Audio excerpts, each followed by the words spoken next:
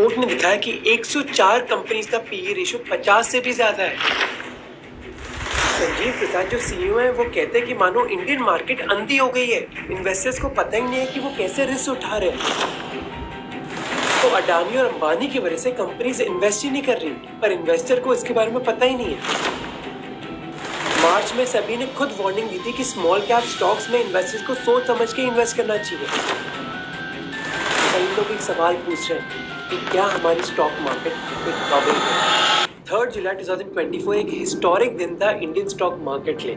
Sensex, जहां Bombay stock exchange की 30 major companies होती है, उसने 80,000 पहली बार पार कर दिया। 80,000 इनफैक्ट पिछले महीने मानो सेंसेक्स ने हर रिकॉर्ड तोड़ दिया।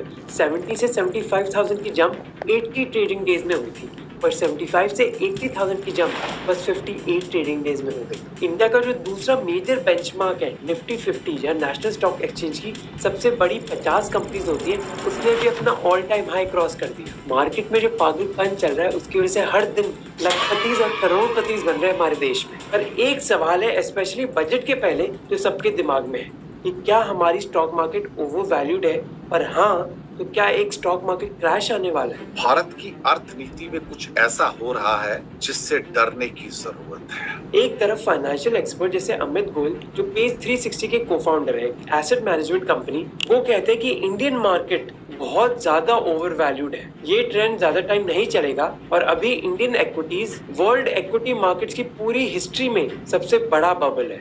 दूसरी तरफ है सेबी की चीफ, जिनका कहना है कि हमारी मार्केट्स ओवर वैल्यूड नहीं है, बल्कि ये तो भरोसा है पूरी दुनिया का इंडिया की ग्रोथ पर। तो इन दोनों में से सही है कौन? इस वीडियो में मैं 3 क्वेश्चंस के जवाब दूंगा कि हमारी मार्केट इतनी हाई क्यों है, क्या वो ओवर वैल्यूड है, और हाँ तो क्या एक क्रैश आने वाला है। सबसे पहले समझते हैं कि हमारी स्टॉक मार्केट में इतने समय से एक बुल रन क्यों चल रहा है। एक मेजर कारण इसके पीछे है रिटेल इन्वेस्टर्स की स्टॉक मार्केट में पार्टिसिपेशन। स्क्रीन पर जो ग्राफ है आप उसको देखो। ये ग्राफ दिखाता है कि नेशनल स्टॉक एक्सचेंज पर कितने रजिस्टर्ड इन्वेस्टर्स हैं। आप नोटिस करो कि कोविड से इन इन्वेस्टर्स में कितनी तेजी से ग्रोथ हुई है। जुलाई 2010 में number of registered investors 1 crore थे और अप्रैल 2024 तक ये नंबर 9 करोड़ हो गया। और इस बुखार की वजह से ही अब ये इंडिविजुअल इन्वेस्टर्स ही हमारी स्टॉक मार्केट को कंट्रोल कर रहे हैं और ना कि फॉरेन की बड़ी कंपनीज। दीपक शेनॉय, जो एक पोर्टफोलियो मैनेजमेंट सर्विस के फाउंडर हैं, उन्होंने कहा कि 20 साल में पहली बार इंडिविजुअल इन्वेस्टर्स और म्यूचुअल फंड्स स्टॉक मार्केट पे ज्यादा कंट्रोल करते हैं फॉरेन पोर्टफोलियो इन्वेस्टर्स से। और ये इंडिविजुअल इन्वेस्टर्स बहुत यंग है, इनमें से 40% 30 साल से कम की उम्र के, और ये ट्रेंड बढ़ेगा ही। हर महीने महाराष्ट्र और उत्तर प्रदेश से नए लोग इन्वेस्टर्स बन रहे हैं हमारी मार्केट में। 2010 में बस 7 लाख लोग थे उत्तर प्रदेश से जिन्होंने नेशनल स्टॉक एक्सचेंज में इन्वेस्ट किया था। ये नंबर अगले साल तक 1 करोड़ हो जाएगा। अब क्योंकि मार्केट में नए इंडिविजुअल इन्वेस्टर्स आते जा रहे हैं और मार्केट का कंट्रोल अब इंडिविजुअल इन्वेस्टर्स के हाथों में है, इस वजह से बुल मार्केट चल रही है हमारे देश में। अब सवाल है कि यंग इन्वेस्टर्स आते क्यों जा रहे हैं मार्केट में? इसके पीछे एक कारण है कि नई स्टॉक ब्रोकरेज एप्स जो आई हैं, ज़ेरोधा हो, एंजल वन हो, ग्रो हो या फिर अपस्टॉक्स, इन्होंने कई टियर 2 और टियर 3 कस्टमर्स के लिए आसान बना दिया है स्टॉक मार्केट में इन्वेस्ट करना। और ये लोग दिल्ली मुंबई जैसे शहरों से नहीं है, बल्कि छोटे छोटे शहरों से आ रहे हैं। जैसे 2023 में अपस्टॉक्स के 80% customers non metro non tier 1 शहरों से थे। कितने शेअर्स आहेत तुझ्याकडे? 27,855 LNT शेअर्स. LND आणि तुम्ही अल्ट्राटेक आता अल्ट्राटेक सिमेंटचे अच्छा सिमेंट कितले शेअर्स हे 2,475 2,475. फिर सरकार ने भी कई चेंजेस करी जिसकी वजह से स्टॉक मार्केट में इन्वेस्ट करना और आसान हो गया। जैसे 2015 में सरकार ने नियम बदला जिससे रिटायरमेंट फंड्स जैसे नेशनल पेंशन सिस्टम का पैसा स्टॉक मार्केट में इन्वेस्ट हो सकता है, और इसके साथ कई रिटायरीज का पैसा अब स्टॉक मार्केट में आ गया है और बुल रन चालू है। अब अच्छी इन्वेस्टमेंट करना एक तरीका होता है अपनी लॉन्ग टर्म वेल्थ बढ़ाने के लिए, एक और अच्छा तरीका होता है अपने स्किल्स में इन्वेस्ट करना, जिससे आप टॉप स्टार्टअप्स और कंपनीज में एक लीडरशिप रोल पा सको। और ये तभी होगा जब आपके पास रेलेवेंट स्किल्स और एक स्ट्रॉन्ग नेटवर्क होगा। और इस चीज को सॉल्व करने के लिए एक न्यू एज बिजनेस स्कूल है, इसके 1200 से ज्यादा एम्प्लॉयमेंट पार्टनर्स हैं, जैसे गूगल, अमेजॉन, बेन कैपिटल और जोमैटो। मैं बात कर रहा हूँ बेंगलुरु में स्केलर स्कूल ऑफ बिजनेस, जिसने एक 18 महीने का पीजी प्रोग्राम लॉन्च किया है बिजनेस और टेक्नोलॉजी में। वो बिजनेस एजुकेशन को रीशेप कर रहे हैं क्योंकि उन्हीं लोगों ने इस प्रोग्राम को डिजाइन किया है जिन्होंने $1 बिलियन बिजनेसेस जैसे उबर, मिंत्रा और मैकिंजी में काम किया है। इधर आपको रियल वर्ल्ड प्रोजेक्ट्स पर काम करना होगा जो सोर्स हुए हैं रियल कंपनी से। इसके अलावा करिकुलम में दिया है कि आपको खुद का बिजनेस लॉन्च भी करना होगा। आपको एक आइडिया के बारे में सोचना होगा, रेवेन्यू कमाना होगा और वेंचर कैपिटल फर्म से पैसा रेज करना होगा। और क्योंकि ये बी स्कूल स्केलर का है जो एजुकेशन इंडस्ट्री में 7 साल से है, इस वजह से उनके 1000 से ज़्यादा एम्प्लॉयमेंट पार्टनर्स हैं। इतना स्ट्रॉन्ग एम्प्लॉयमेंट नेटवर्क हर बी स्कूल के पास नहीं है हमारे देश में। उनके ऑनलाइन प्रोग्राम्स की प्लेसमेंट रेट 96% है। मीडियन CTC 25 लाख, जिसको B2K एनालिटिक्स ने वेरीफाई किया है। सेम कंपनी जो IIM की रिपोर्ट्स वेरीफाई करती है। और अभी वो 75 स्टूडेंट्स को हैंड पिक कर रहे हैं अपने लॉन्चिंग कोहॉर्ट के लिए, जो स्टार्ट होगा अगस्त 2024 में। एप्लीकेशंस खुल गई है और आपको फुल स्कॉलरशिप भी मिल सकती है। याद रहे, ये स्कूल उन लोगों के लिए जो स्टार्टअप्स और MNCs में लीडरशिप रोल पाना चाहते हैं। एप्लीकेशन का लिंक डिस्क्रिप्शन में, और एक डिस्काउंट पाने के लिए आप SSB MO का कूपन कोड यूज कर सकते हो। अब आते हैं वीडियो पर वापस। फिर लोकल इंडिविजुअल इन्वेस्टर्स के अलावा फॉरेन इन्वेस्टर्स भी बहुत पॉजिटिव है इंडियन स्टॉक मार्केट के बारे में। जैसे पिछले 2 महीने में फॉरेन इन्वेस्टर्स ने $5 बिलियन के इंडियन स्टॉक्स खरीदे हैं। इनफैक्ट MSCI, जो मॉर्गन स्टैनली का एक स्टॉक इंडेक्स है इमर्जिंग मार्केट्स के लिए, उसमें इंडियन स्टॉक मार्केट का कंट्रीब्यूशन 2020 में बस 8% था और अब 18% हो गया। मॉर्गन स्टैनली के स्ट्रेटेजिस्ट रिदम देसाई ने कहा कि इंडिया पूरी दुनिया में और पावर गेन कर रहा है, जिसकी वजह से इन्वेस्टर्स के लिए एक बहुत बड़ी अपॉर्चुनिटी है। तो ये जो एक्साइटमेंट है इंडियन और फॉरेन इन्वेस्टर्स के बीच, इसी वजह से सेंसेक्स ने 80,000 पार कर दिया। इनफैक्ट स्टॉक मार्केट इतना अच्छा कर रही है कि कई बिजनेसमैन अब ये सोच रहे हैं कि अपना पैसा बिजनेस में इन्वेस्ट करने की बजाय उनको स्टॉक मार्केट में इन्वेस्ट करना चाहिए। सौरभ मुखर्जी, जो एक इन्वेस्टमेंट कंपनी के फाउंडर हैं, उन्होंने कहा कि उनके पास ऐसे कई एंटरप्रेन्योर्स आ रहे हैं जो ये चीज करना चाहते हैं। और सौरभ कहते हैं कि ये कई लोगों के एक लॉजिकल डिसीजन है कि मान लो अगर एक बिजनेसमैन ने 50 लाख रुपए अपने इन्वेस्ट करे अपने बिजनेस में, इसके बाद उनको कड़ी मेहनत करनी पड़ती है प्रॉफिट्स कमाने के लिए, जिसके बाद उनको 25% कॉर्पोरेट टैक्स देना पड़ता है। पर अगर वो यही पैसा स्टॉक मार्केट में इन्वेस्ट कर रहे हैं जो बुल मार्केट में है अभी, उसके बाद उनको लॉन्ग टर्म कैपिटल टैक्स बस 10% ही देना पड़ता है अपने प्रॉफिट्स पर। पर ये चीज अजीब नहीं है कि स्टॉक मार्केट इतना अच्छा कर रही है कि लोग अपने बिजनेस की बजाय स्टॉक मार्केट में इन्वेस्ट कर रहे हैं। इसी वजह से कई लोग एक सवाल पूछ रहे हैं कि क्या हमारी स्टॉक मार्केट एक बबल में है। आज एक बबल के बारे में बात करने जा रहे हैं। बबल में कितना टाइम है इंडिया में आपके हिसाब से? And nobody in last 4 years has seen a serious correction. सोचने वाली बात है। ये परखने के लिए कि एक स्टॉक मार्केट बबल में है या फिर नहीं, हम उस स्टॉक मार्केट में कई कंपनीज की जांच करते हैं। जैसे एक तरीका है ये देखने का कि जितने प्राइस पर एक कंपनी का स्टॉक खरीदा जा रहा है, उसके कंपैरिजन से कंपनी पैसा कमा कितना रही है। इसको चेक करने के लिए कई इन्वेस्टर्स कंपनीज का PE रेशियो देखते हैं, प्राइस टू अर्निंग रेशियो, यानी कि कंपनी का स्टॉक प्राइस क्या है डिवाइडेड बाय कंपनी की क्या इनकम है पर शेयर। और कहानी बहुत इंटरेस्टिंग हो जाती है क्योंकि PE रेशियो के हिसाब से कई इंडियन कंपनीज ओवर वैल्यूड है।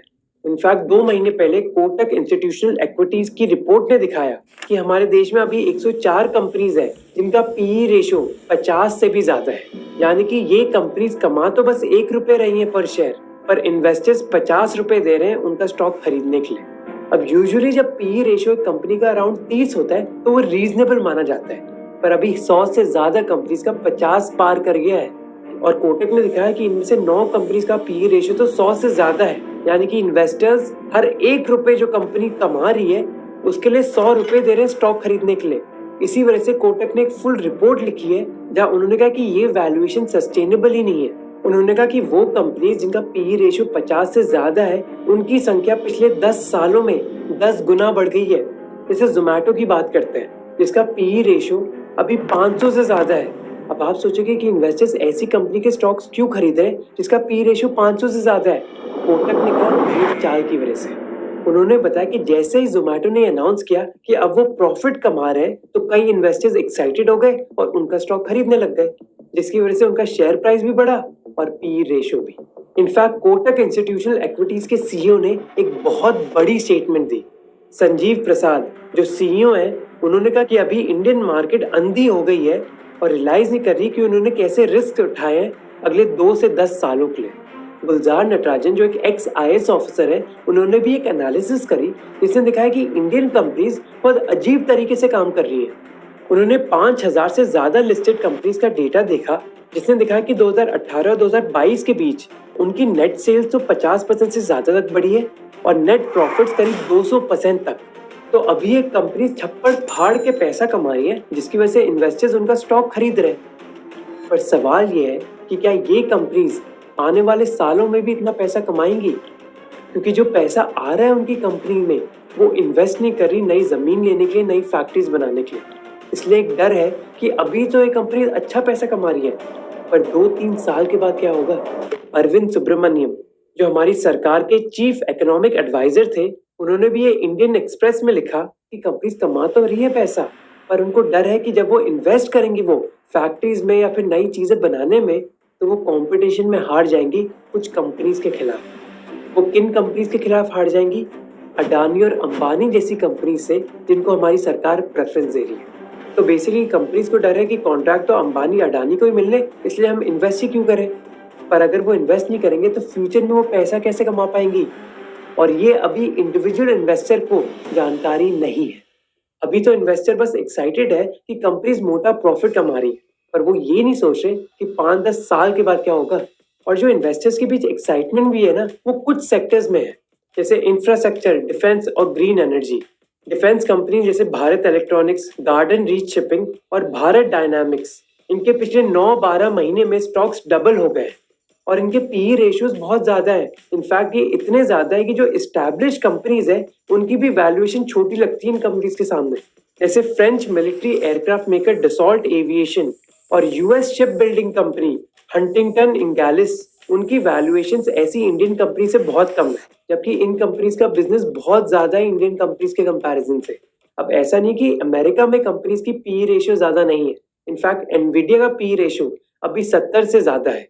इंडिया में प्रॉब्लम यह है कि कई कंपनीज का PE रेशियो बहुत हाई है जो एक्चुअली ट्रेडिशनल सेक्टर्स में है, जैसे वो कार कंपनीज जो डीजल या फिर पेट्रोल में चलती हैं और उनके पास तो कोई टेक्नोलॉजी एडवांटेज ही नहीं है। हो सकता है कि 10 साल बाद कोई पेट्रोल की गाड़ी बिके ही ना, तो भला उनका PE रेशियो इतना ज्यादा क्यों है।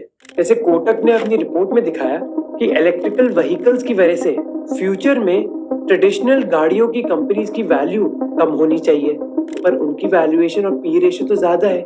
भला क्यों? भेड़चाल। इसीलिए कोटक के CEO ने कहा था कि उनको लगता है कि मार्केट अभी अंधी हो गई है और कई रिस्क्स सबकी आंखों के सामने तो है, पर मार्केट इस रिस्क को इग्नोर कर रही है। ऐसी भेड़चाल हुई थी करीब 25 साल पहले अमेरिका में, जब एक .com बबल आया था। तब इन्वेस्टर्स पागल थे हर कंपनी के पीछे जिसका नाम .com से एंड होता था। इस पागलपन की वजह से कई इंडिविजुअल इन्वेस्टर्स इंटरनेट कंपनीज का स्टॉक खरीदने लग गए, चाहे उनका रेवेन्यू इतना सा भी ना हो। ऑब्वियसली फिर एक बबल बन गया और ये बबल एक दिन बर्स्ट हो गया, जिसकी वजह से कई इन्वेस्टर्स का बहुत भारी नुकसान हुआ। PE रेशियो के अलावा कई लोग एक दूसरा इंडिकेटर भी यूज करते हैं स्टॉक मार्केट की वैल्यूएशन देखने के लिए। इसको बोला जाता है वॉरेन बफेट इंडिकेटर, जिसको बनाया था वॉरेन बफेट ने, दुनिया के one of the most successful investors. इस इंडिकेटर में देश की टोटल मार्केट कैपिटलाइजेशन या फिर स्टॉक मार्केट की वैल्यू डिवाइड करी जाती है कंट्री की GDP से। फिर ये वैल्यू हिस्टोरिकल एवरेज से कंपेयर करी जाती है। अभी वॉरेन बफेट इंडिकेटर क्या है इंडिया के स्टॉक मार्केट का? 1.02 और 10 ईयर की हिस्टोरिकल एवरेज क्या है? 0.91। यानी कि अभी वॉरेन बफेट इंडिकेटर ज्यादा है हिस्टोरिकल एवरेज से। इसका मतलब है कि Indian stock market over valued है। पर कई लोग हैं जो ऐसी चीजों से परेशान नहीं है, जैसे मार्क मोबियस जो एक फंड मैनेजर है। वो कहते कि चाहे PE रेशियो अभी बहुत ज्यादा हो, पर ये कहानी का बस एक हिस्सा ही बताता है। वो कहते कि इंडिया की इकोनॉमी ग्रोइंग इकोनॉमी है और कई सेक्टर्स बहुत अच्छा परफॉर्म करेंगे, इसलिए जो हाई PE रेशियो है अभी उन स्टॉक्स का वो जस्टिफाइड है, इन्वेस्टर को चिंता करने की जरूरत नहीं है। ऐसे ही कहा मॉर्गन स्टैनली के चीफ स्ट्रेटेजिस्ट रिदम देसाई ने कि इंडिया की बुल मार्केट अभी जारी रहेगी, लिक्विडिटी अच्छी है मार्केट में और लोगों का जो भरोसा है मार्केट में वो तगड़ा है। तो टेंशन किस बात की? पर इधर ही एक प्रॉब्लम आती है। उन लोगों ने जिन्होंने बड़ी कंपनीज में इन्वेस्ट किया है, जैसे रिलायंस हो या फिर टाटा हो, उनको शायद टेंशन लेने की जरूरत नहीं है। पर उन लोगों ने जिन्होंने छोटी कंपनीज में इन्वेस्ट किया है, जैसे स्मॉल कैप कंपनीज में, उनको टेंशन लेने की जरूरत है। जैसे अमित गोयल जिनके बारे में हमने पहले बात करी थी, उन्होंने कहा कि इंडिया की छोटी कंपनीज में कुछ ज्यादा ही इन्वेस्टमेंट आ गई है। रवीना मेहरा जो फर्स्ट ग्लोबल की एमडी है, वो कहती है कि मार्केट बबल में नहीं है, पर कई स्मॉल कैप स्टॉक्स जरूर बहुत ओवर वैल्यूड है। मार्च में सभी ने खुद वार्निंग दी थी कि स्मॉल कैप स्टॉक्स में इन्वेस्टर्स को सोच समझ के इन्वेस्ट करना चाहिए। देखो, जो पब्लिकली ट्रेडेड कंपनीज होती है ना, उनको डिफरेंट कैटेगरीज में बांटा जा सकता है उनकी वैल्यूएशन या फिर मार्केट कैपिटलाइजेशन के हिसाब से। लार्ज कैप कंपनीज हुई टॉप 100 कंपनीज जिनकी 20,000 करोड़ से ज्यादा मार्केट कैप है। इनको ब्लू चिप स्टॉक्स भी कहा जाता है, जैसे रिलायंस हो गया या फिर टाटा। मिड कैप कंपनीज हुई जिनकी मार्केट कैप 5,000 से 20,000 करोड़ के बीच है, और स्मॉल कैप कंपनीज हुई जिनकी मार्केट कैप 5,000 करोड़ से कम है।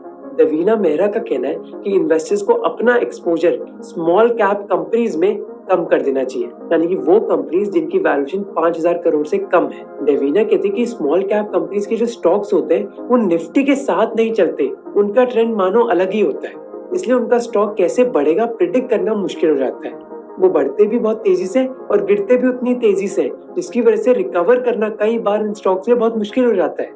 जैसे जब 2008 में ग्लोबल फाइनेंशियल क्राइसिस हुआ था, तो स्मॉल कैप इंडेक्स 78% तक गिर गया था और ये 8 साल तक रिकवर नहीं हुआ था। अब कई लोग ये जरूर कहते हैं कि उन्होंने स्मॉल कैप में इन्वेस्टिंग करके बहुत पैसा कमाया। जैसे पिछले 10 सालों में स्मॉल कैप के म्यूचुअल फंड्स की एवरेज एनुअल रिटर्न करीब 22% है, जबकि ये रिटर्न लार्ज कैप फंड्स की बस 14% है। पर याद रहे कि यही स्टॉक्स बहुत वॉलेटाइल भी होते हैं, एक साल ऊपर तो दूसरे साल नीचे।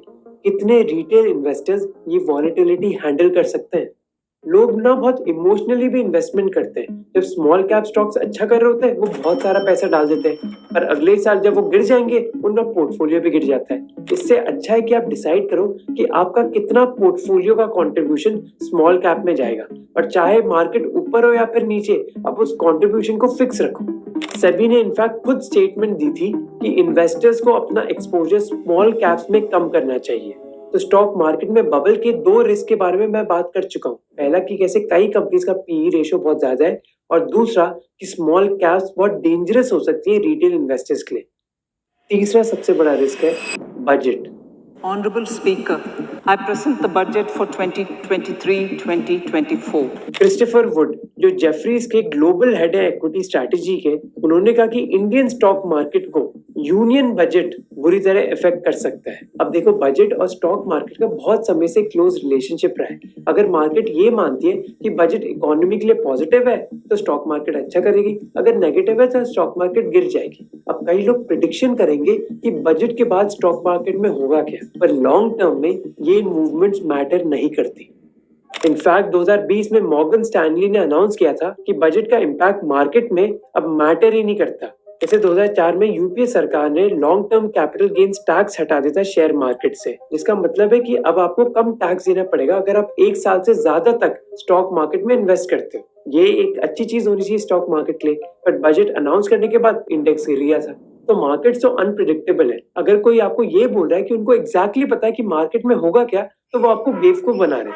क्योंकि अगर मैं होता तो मैं वीडियो नहीं बनाता, बल्कि मैं अपना पैसा उधर डालता और पैसे कमाता। पर कुछ लोग ये जरूर कह रहे हैं कि बजट का एक लॉन्ग टर्म इम्पैक्ट पड़ सकता है स्टॉक मार्केट पर अगर नए टैक्सेस इंट्रोड्यूस होते हैं इस बार। जैसे क्रिस्टोफर वुड ने कहा कि अगर एक नया कैपिटल गेन्स टैक्स लगा दिया गया तो स्टॉक मार्केट नेगेटिवली रिएक्ट कर सकती है। वो कहते हैं कि सरकार कई समय से सोच रही है कैपिटल गेन्स टैक्स इंक्रीज करने के लिए। याद है कि मैंने बात करी थी कि अभी कॉर्पोरेट टैक्स रेट 25% है और long term capital gains tax बस 10%, जिसकी वजह से कई एंटरप्रेन्योर्स अपने बिजनेस की बजाय स्टॉक मार्केट में इन्वेस्ट कर रहे हैं। तो हो सकता है कि सरकार इस डिफरेंस को कम करने की कोशिश करे ताकि कम से कम एंटरप्रेन्योर अपने धंधे में इन्वेस्ट करें।